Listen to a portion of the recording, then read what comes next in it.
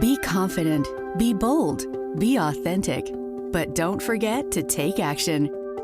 This is Ordinary to Badass, where our stories empower women to step into the spotlight of their own lives and pursue what they're truly passionate about.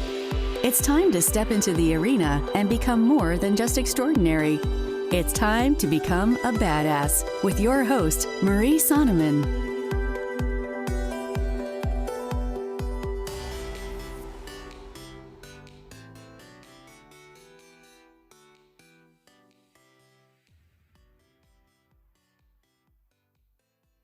Welcome to Ordinary to Badass, episode number 24.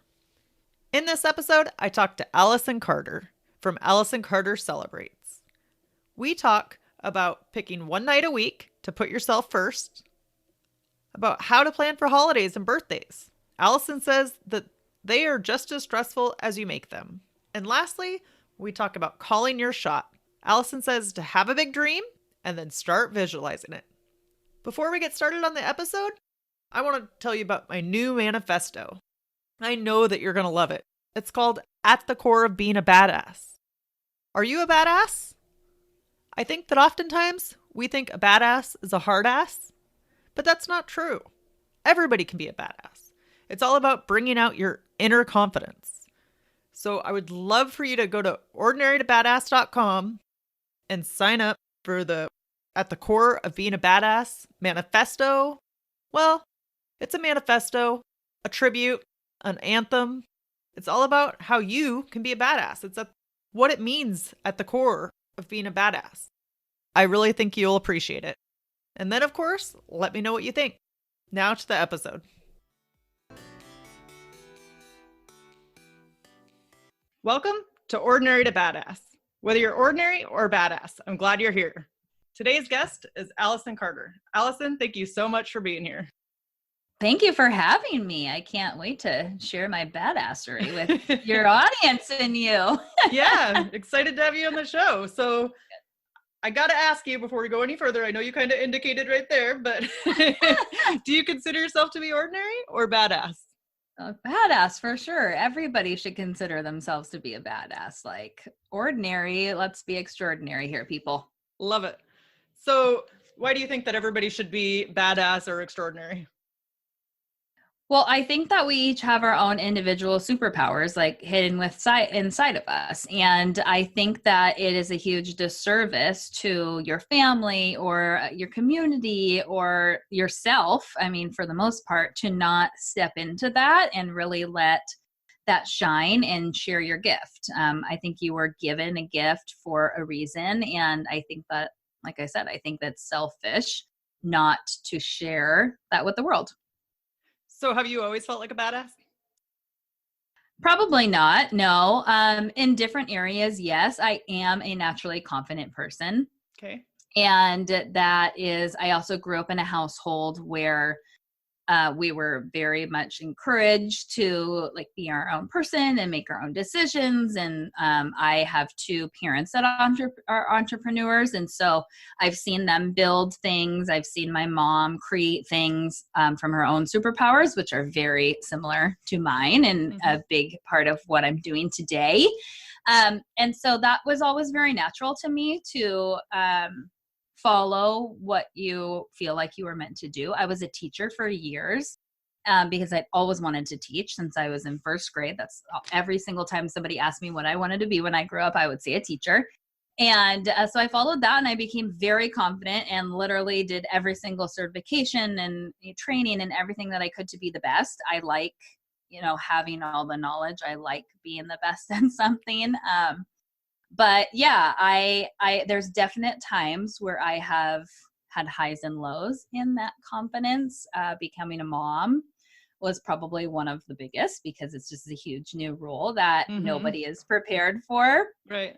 But I have done a lot of work in getting through that and, proving that I can do both and I can do both well. And so I like not necessarily being an example for that because I do feel like that is a huge trend right now, this whole more than mom movement that's happening and, the permission and the allowing and everything like that. But I do like showing my own daughter and my community that I literally built something out of nothing, an idea in my head. And if I can do it, then why not you? Right. So I'm a little bit in the dark, but it sounds cool. What is the More Than Mom movement?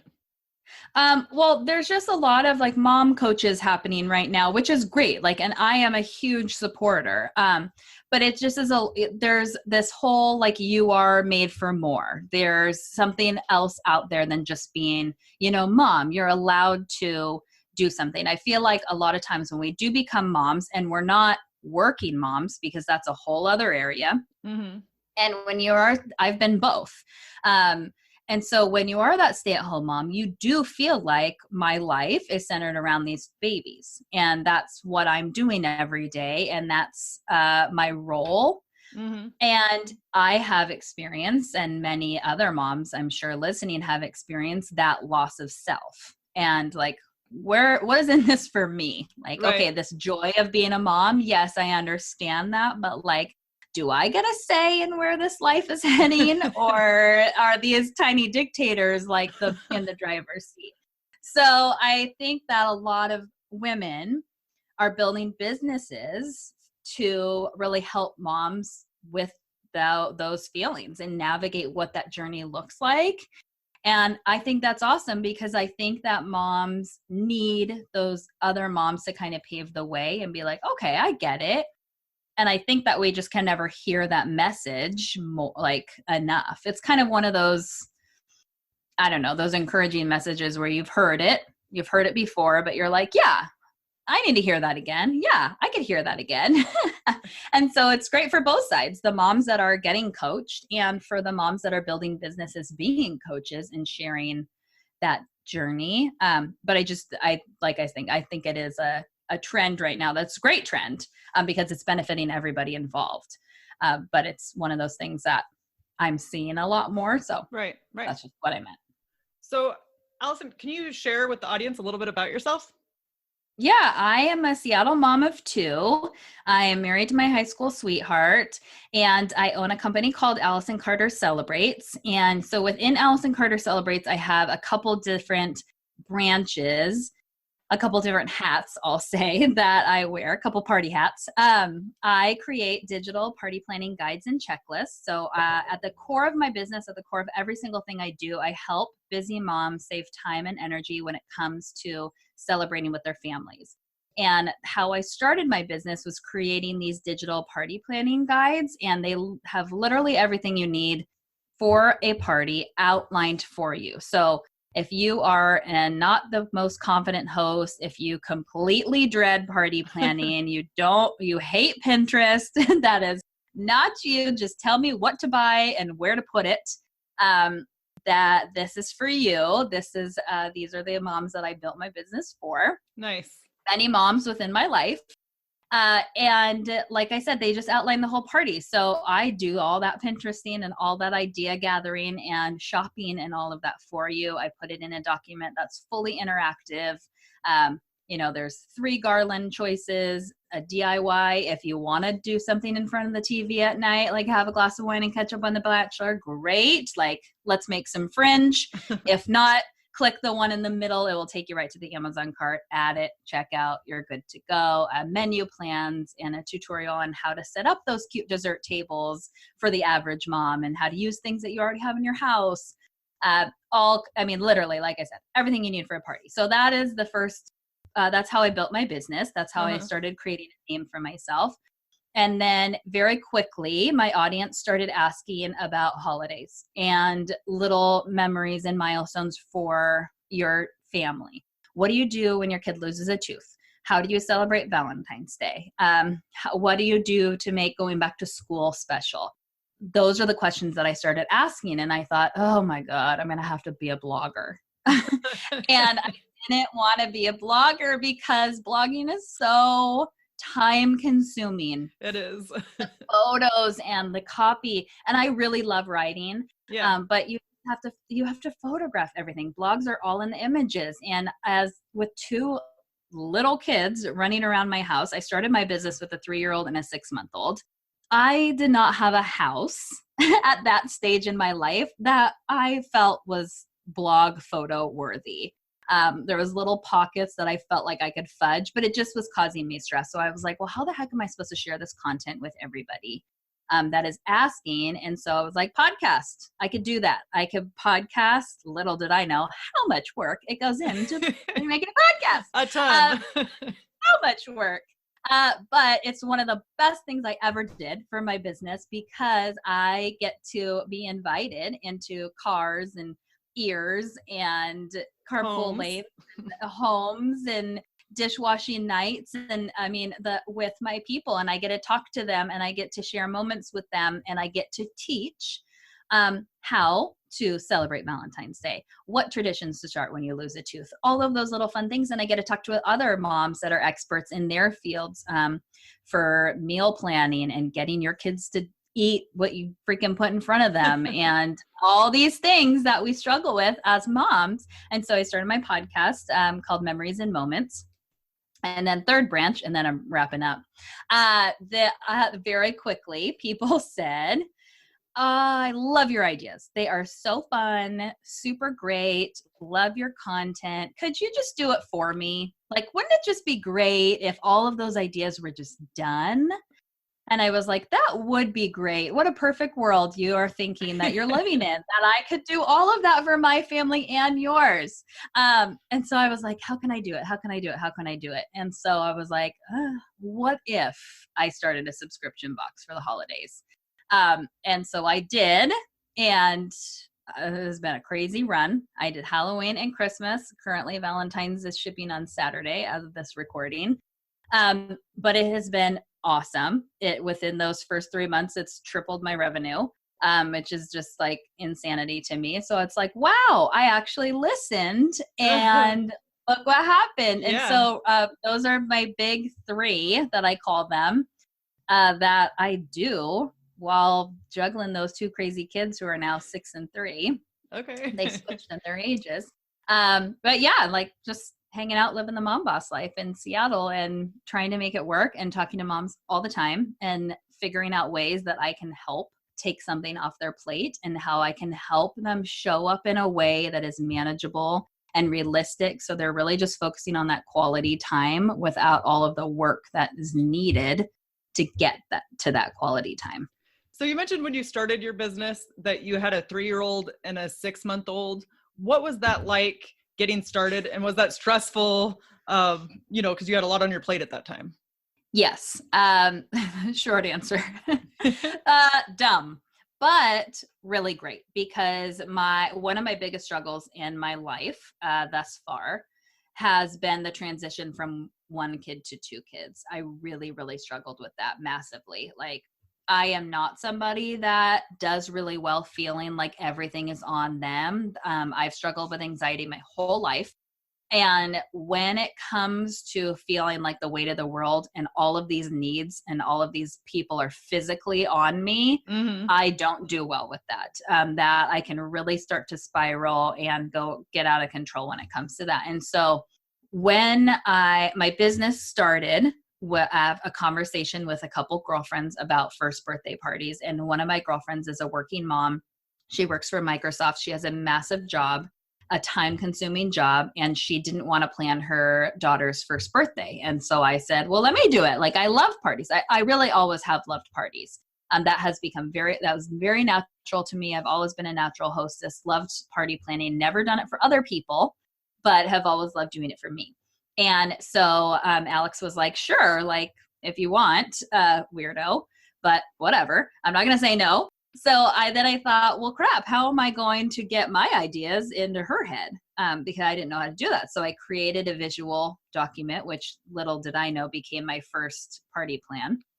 And I did it in a way that I knew would save her time, because I knew that I could give her an idea, but she would have then still had to go hunt for where to find that idea. So, okay, great. That backdrop is darling. How do I make it? What do I do with it? Like, where do I find it? All that stuff. I knew I needed to help her in that. So that is how I started. And I had so much freaking fun making that party. That I was like, before nap time was like just make it to nap time. Just make it to nap time. I could eat something in peace. I could watch a show. I could like sit on the couch without nursing someone or threatening someone to get back in their bed. Like I just like get me to nap time.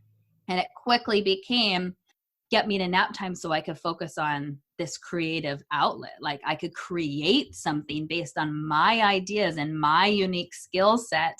And so then I was like, who's next? Like who wants me to do their party next? I like showed all my friends Alex's party plan. It was No Time to Siesta. It's Charlie's first fiesta. And they were like, oh my God, yeah, me, like do me. And so I was like, okay, great. A little did I know I was building my inventory. Yeah. And so I just started creating these plans and word got out for other moms and I started creating these plans. And then I opened an Etsy shop because I didn't want to build a website. That scared me and the time consuming part. But then I quickly realized, no, I actually need my own home on the internet that I can control. And then I started learning about business and I took a business course called B School with Marie Forleo that completely changed the direction of my life. I will be forever indebted and grateful to her. And I just ignited this massive passion and dream in my belly that I didn't know I had. Never in my life would I have said like, I'm going to be an entrepreneur, a mompreneur. Never, like I never would have said that. But I am literally so obsessed with business and talking about business. I love my business, but other people's businesses, I just am like a dog with a bone. Like I cannot give it up. And so when I had something to focus on, I was like excited again. And it made me like a better mom because I was a lot more patient with them because I was like fulfilling a need for myself. And so I wasn't just seeing being with them.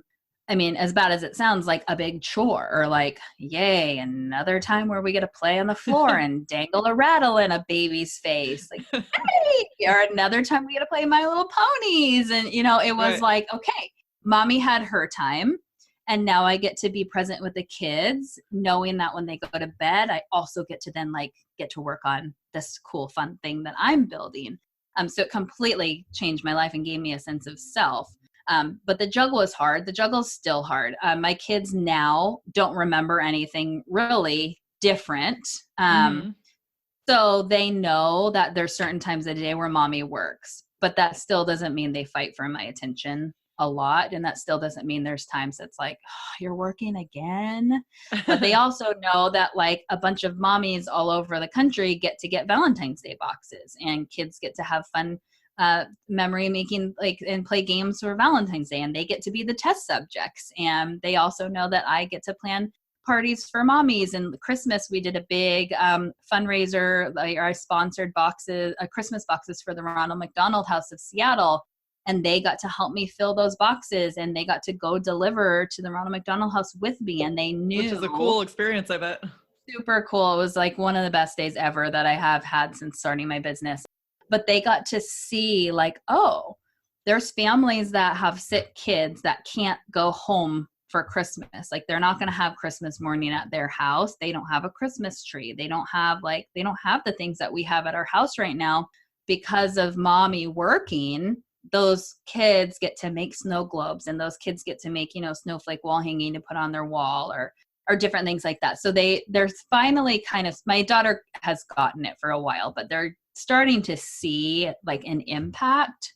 And that I think is really cool and helpful. Do you think that by you pursuing your passion that it has made you a better mom? Yes. Oh my gosh. Yes.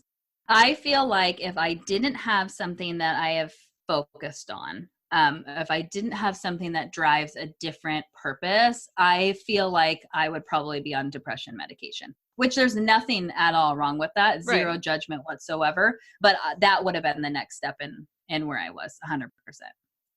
Have you struggled with mom guilt at all throughout this journey? And if so, how do you cope with that? Sometimes, yes. Like sometimes I don't love that I go upstairs and edit a month's worth of shows and my husband takes my kids to the zoo. Like sometimes that's kind of crappy. And there's like, I should be doing that right now. Or when I leave my husband and I both have a night during the week, and Tuesday nights are my night. And I usually go to a coffee shop or a restaurant and work. And he rides bikes on Thursdays. That's his night. So we each have like whatever, no questions asked. You can do whatever you want that night. And mine's always working. And a lot of times I'm driving away with 2 kids crying at the door, even though they know this has been the routine for years. It still is like, I don't like when I feel like I'm choosing my job over them, and I don't want them to feel like I'm choosing my job over them. I don't like the feeling where I'm answering a DM and I'm on my phone and I'm like, hang on, like brushing them off. So yeah, I do think it is absolutely impossible. I do not believe that balance is a thing that you can have. Some people will argue with me on that. That is awesome. Like that means that they have found something that works. I have not fully yet. And there is something that has to give. And I don't like that, but I do feel like that is part of this gig that I signed up. And I'm hoping that the benefits of seeing a mom do something, like outlining that you can literally create something out of nothing, and make an impact on your community. I'm hoping those benefits, I'm just going to hang on to the hope that those benefits outweigh the one night a week where they're crying about mommy leaving. Totally. Yeah. I think that in the big picture, it'll be awesome, to see that you're pursuing what you're passionate about and excited about, and hopefully they will follow suit and do something that they love. So I think that that's really cool. Yeah, totally. I think I've really just been opened up to this like whole world of people that I really had no concept of, just really have been creating these businesses based on strengths or knowledge that they have to share, or like different things. And they've built these massive businesses that have huge impact on people's lives.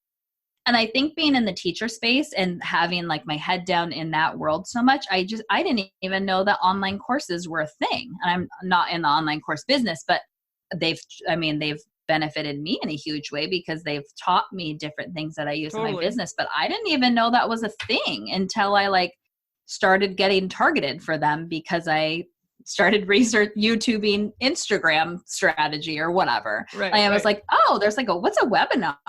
I had no idea. And so I'm like, I've been opened up to this whole huge world of building businesses and having these businesses. And that I feel like I've gotten through a lot of like judgments over like, my kids really don't have to go to college. If they want to go to college, that's awesome. But like, I'm not doing what I went to college. Yeah. And so I'm like, I could learn what they need from people and mentors that are out there. And so I think that has been just like a huge shift in how I approach their strengths and nurturing their interests, and not having this big, huge, like, especially coming from the education background where that just is what you do. Right. And I feel like I've gotten over that a lot. And my husband, as he's seen me go through this journey also, like same. And so I think in that aspect, it's really cool to have that shift and really be able and open and hopefully skilled enough to then help them build something if they eventually want to build something. Right. So what would you say to the mom who can't wait for kids' nap time just so she can get a meal or something, kind of like how you were feeling? What would you say to her? You just need to find something that gives you some sort of excitement that is outside of what you're eating for lunch and what is on your DVR. Because there is a stage in your life that is what is the exciting thing, because you're in survival mode. But you can only be in survival mode for so long before it becomes depressed mode and anxiety mode and complete loss of self. And I didn't want to be the mom that her kids went to kindergarten and all the kids were out of the house. And then what? Like, what was I supposed to do all day? Then all I do is clean.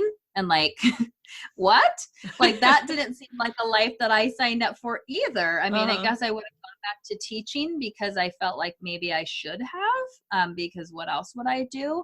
But there is something, and it does not have to be building a business by any means, but there is something that you loved post mom life or pre-mom life that you can pick up again and that you can be excited about doing again, and that you're allowed to be excited about without that shame, like it's taking something away. So whether it's a hobby or a sport or taking a yoga class one night a week, or even heck, starting with like what my husband and I do by each taking a night, just so you have literally any moment to yourself and start getting comfortable with how that feels. At that stage of my life, if somebody told me to just check out for a night, I mean, and I come home but the kids are in bedtime. It's the missing bedtime that is the gift of the night away, because bedtime sucks. So it's like when you don't have to do that for one night, it's like the best. It's like my favorite day of the week. And so it's like, start getting in a routine where you're just, really 1 out of 7 days putting yourself in number one and taking that first step and walk around Target, do whatever. Like you don't have to go take a class. That would be fun too. Or you like take a crochet thing to Starbucks or literally whatever, take a book somewhere, sit in your car at the beach and listen to music, but just get in the habit of one step of what can I do this week for myself? What can I do twice a week for myself? Move to what can I do every day for myself? 10 minutes, then it grows and it grows and it grows. And you could find that you have something that is really great to share and that you are excited to share. So you really never know what's going to come out when you start taking time for yourself and really just kind of looking into yourself and being like, okay, what am I good at outside of packing lunches? What am I good at outside of, doing reading groups at school? Or, I mean, and I do all of those things. There's literally no judgment, and I am not a mom boss pusher by any means. But I am you need to find something for yourself and you need to actually do it pusher, because I have seen the change in my life and many, many other lives when that happens. And you really do become a better mom. You become a better partner also, because it forces your partner to step up. And I do feel like moms become the one that's like, well, I have to do everything. And I have 3 kids. One's a grown up. I hate that. That drives me nuts, because I'm like, no, you have a partner who is equal in this situation. And yes, he goes maybe to a physical job where he leaves the house every day, but that does not mean that you have automatically become a chef and a cleaning person and a parent and a chauffeur and everything else. So I do feel like when you start to move into yourself a little bit, your partner needs to get on board. And that becomes an issue for many partnerships, but hopefully that starts to get nurtured also. And then they learn like, oh, great, bedtime's not so bad. I can help out with bedtime more, or different things like that. A lot comes. A lot of fruits come after you kind of stepping into this. Right. But I also think that that's something we can recognize when kids are babies. We don't have to, a lot of times, like, say the baby's crying, then the mom will always go take the baby from the dad or whatever. Like, I will just soothe the baby, but let dad hold the baby while it's crying. You know what I mean? Like, but I think it can start from a young age too, just completely sharing the responsibilities. We were always, like I said, I told you I had a really hard time, like, feeling like everything was on me. And so we started from very, very early on with both kids, a bedtime bottle. And that was my husband. And my husband did the bedtime bottle. I never nursed my kids to sleep. I always would say, like, that's your time. You've been gone all day. Like, this is your time to connect to the baby. And it was huge for my own self-care, because then I could just be by myself for that time. I would go in, kiss the baby goodnight, say goodnight, all of that stuff. But when I got that taken off, and just that one feeding, all the rest was on me. I still did the night times, all of that stuff. But just giving that one was like, oh, okay. But I had friends that were like, I cannot believe you did that. Like, I cannot believe your husband's like up for that, or like that you just like wouldn't nurse your baby before bed or something. And I'd be like, listen, I don't want to be like a baby blue suffering mom. Like, I don't want to like be the mom. Like, for me, that's what I needed. Right. For other people, that's not like nursing the baby to sleep makes you happy. For me, that wasn't the case. And so there's a lot of that whole like noise Yeah. that has to be canceled too. That is a completely different conversation, Right. but yeah. But I think it's important to realize, set your own parameters for what works for you and your family might not work for somebody else in their family, but just do what works for you, and maybe not even listen to all the outside noise all the time, Yeah. So coming up, Valentine's Day, as you mentioned, is coming up. What can moms do to prepare and celebrate for Valentine's Day? One of my favorite little easy hacks is called Love Notes, and it's one of my kids' favorite traditions in the world. And I started on February 1st, and you don't have to start on February 1st. You can start at the week of Valentine's Day. Like, your kids don't know any different. But I just, every single morning, the kids wake up to a little heart with a handwritten note on their door. And it's very simple. I love reading with you. I love when you laugh. I love how creative you are. You're a great big sister. Very simple. It's not these like long letters.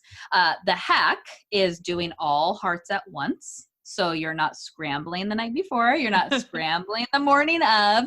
You just go in before you go to bed, tape that sucker to their door, and then they wake up. And then what's really cool is eventually you start to see love notes on your door. Oh, so cute. They start going like, oh, that's a thing. And so it's like usually around like day 3 or 4 for me that I start seeing a note taped to my door throughout. And then another one of my favorite ways to celebrate any holiday that's like a smaller holiday. Not like Christmas or Thanksgiving or something like that, like a smaller holiday like Halloween, Valentine's Day, is to have a family date night. And so the Valentine's Day Memories and Moments Unwrapped box is sold out, but what I had is it was all around a family date. So everything in the box you needed to have date night. It was the paper plates and the paper napkins and a game board that I created and a DIY bath bomb kit and all the little fun activities to do for your date night.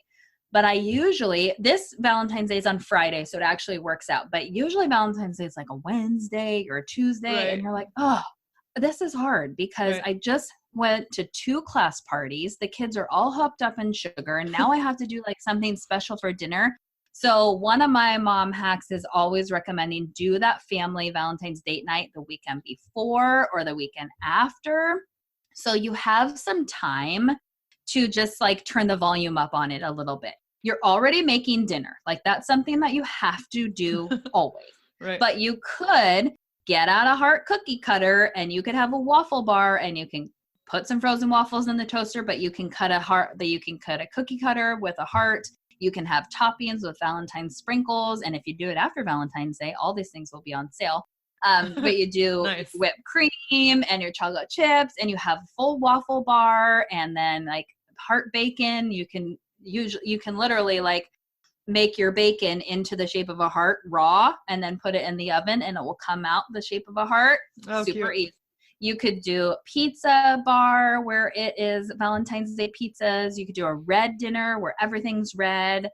But something a little bit different. It doesn't, like I said, it doesn't have to be hard. Like it doesn't get easier than toaster waffles, the heart cookie cutter doesn't take any extra effort. So it's those little moments that I'm constantly looking for that I call turning the volume up. That's one of my like life mottos. And so then I do something like a little bit extra with the table. I get the cute paper plates. I get the cute napkin. Maybe I put a little garland up that I find in the Target dollar spot, whatever. I don't go big, but it's something a little special, like a little Valentine's Day party for my family. And then it's a date night. So we get to do a fun little activity or something like that. But if your Valentine's Day falls on a weekday, same for Halloween, I suggest doing it on a different day to kind of give you that time to just hang and like love that time with your family. For the mom that thinks that this would be like stressful or overwhelming, what would you say to her? You mean all the moms I talk to every single time? My audience? What? I don't know how to talk to moms. It doesn't have to be. You are making the stress. You are making it bigger than it needs to be. I'm very upfront and I very much keep it real when it comes to that, because you do not need to make it stressful. You do not need to compare yourself with the party that you just went to for the mom that loves party planning. You do not have to compare yourself to parties you see on Instagram, or when you go to Pinterest looking for Frozen 2 party ideas and you see these massive dessert tables and crazy balloon garlands and you're like, I was looking for like Party City ideas, but this is like a whole other ball game. It doesn't have to be what you see it. Very much like you said, you choose what works for you and your family. So if something about that party is causing you stress, is it because you waited till the last minute? Like your kid turns a new age. They have a birthday every single day. It's the same day every single year. So you know what's coming up. So you need to go start 6 weeks or a month. You need to mark your calendar. The first thing you do when you get your planner is you put a check mark or a note 6 weeks out or 1 month out, say, think about the party. You don't have to plan the party.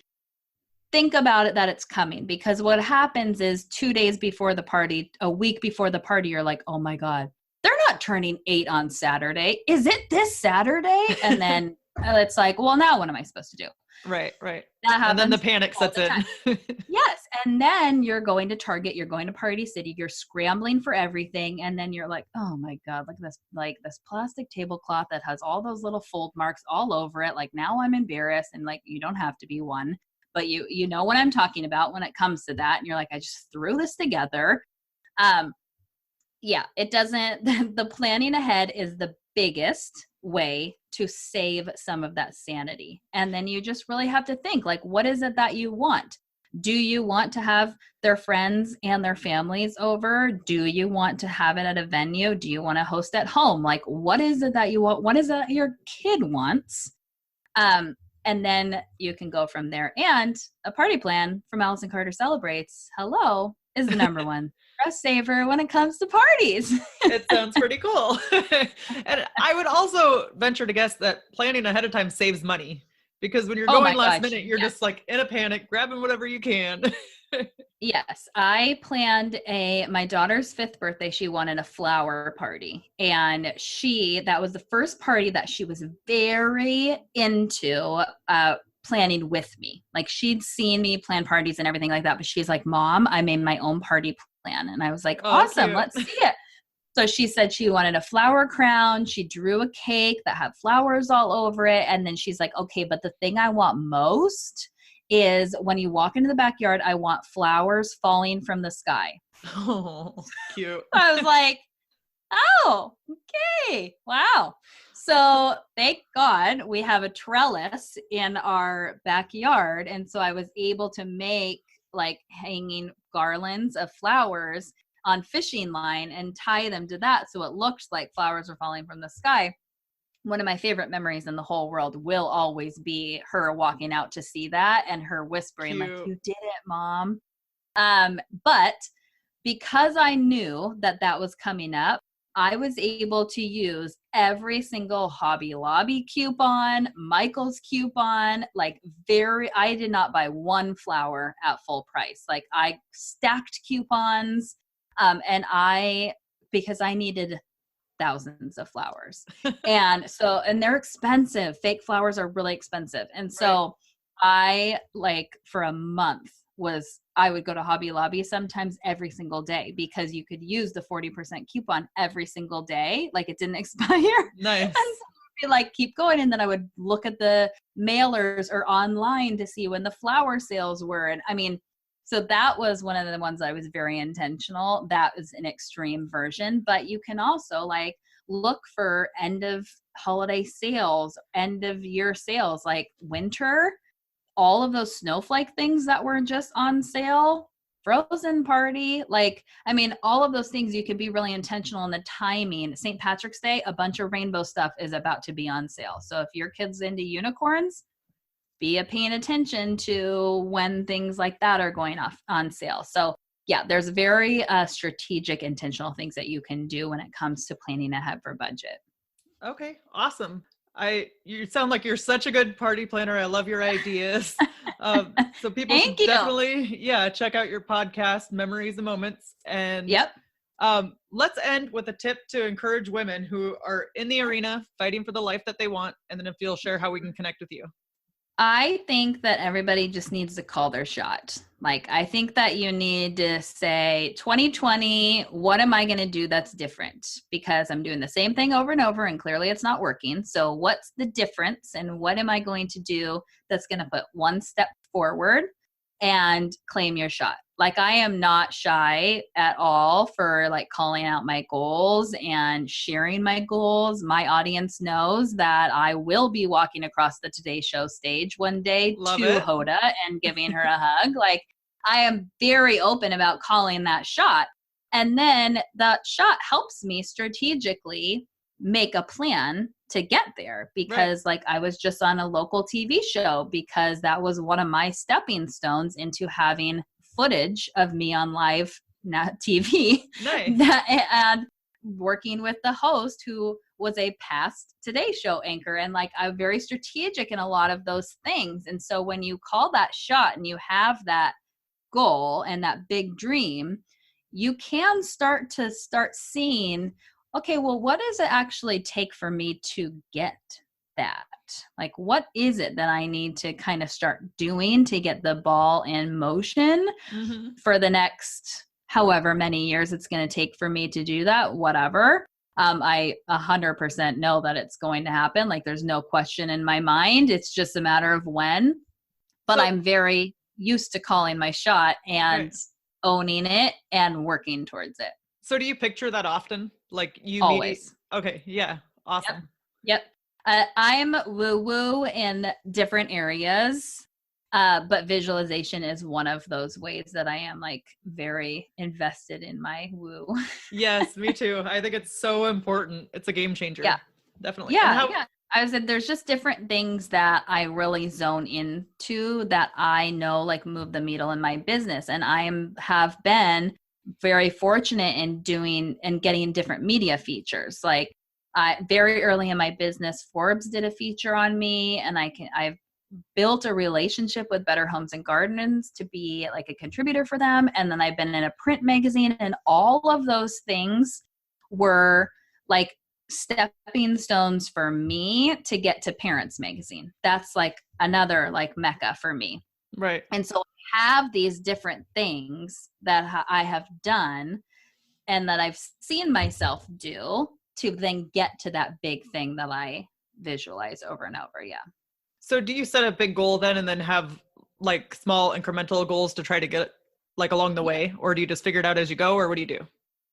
A little bit of both, but I have one big goal, and I believe that you can only work towards one thing. I don't think that you can have multiple goals. I think you have one biggie, and then I do a brain dump of like every possible thing that could get me to that big goal. And then I choose 3, and then I figure out which of the 3 makes the most sense to be first. And then which is the most sense to after number 1 is done, it builds to number 2. And then what's the thing that's going to like take me home to that. I love that. Yeah. Moment. No, I love that because I think it's an actionable step and something that the O2B audience could definitely do and put in their life. So thank you for that. Yeah.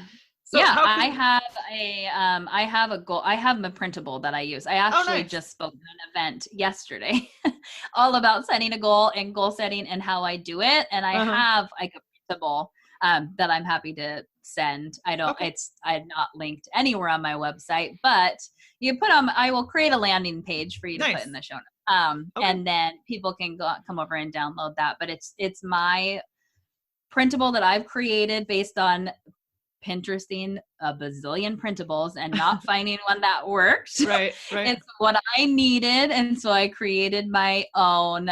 So that's exactly how I start. And it really walks you through that whole narrowing down, brain dump, picking your 3 steps. So yeah, I'm happy to share that. Awesome. Yeah, we'll definitely put that in the show notes. So how can we connect with you? I am all over at Allison Carter Celebrates.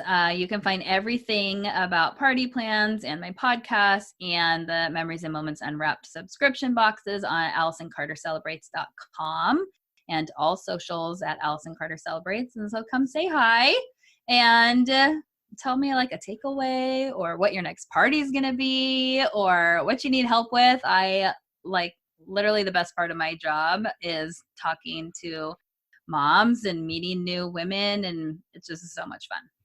Awesome. Allison, thank you so much for being on this show. I've enjoyed having you on. Good. You are so welcome. Thank you for inviting me. Yeah. With that, we'll end our show. To all the badass women out there, stay in the arena. Wherever you are, whatever you're doing, own it and get after it. Hey, thanks so much for listening to the show. I really enjoyed talking to Allison. I hope that you got something from it too. I would be so grateful if you went on to iTunes or Apple Podcasts and left a review. This helps other people get to see the podcast, or people like you get to see what you thought of the podcast, and maybe we get more listeners to the show. If you leave a review, please, please, please screenshot it and send it to me at Ordinary to Badass on Instagram or Facebook and let me know. I want to be able to say thank you so much for leaving a review. Until next time, friend.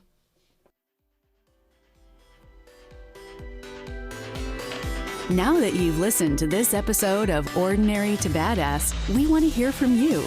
Go to our website, ordinarytobadass.com/podcast, and submit your own experience on how you took your life from ordinary to badass and get the chance to be on a future spotlight episode of the show. That's ordinarytobadass.com/podcast.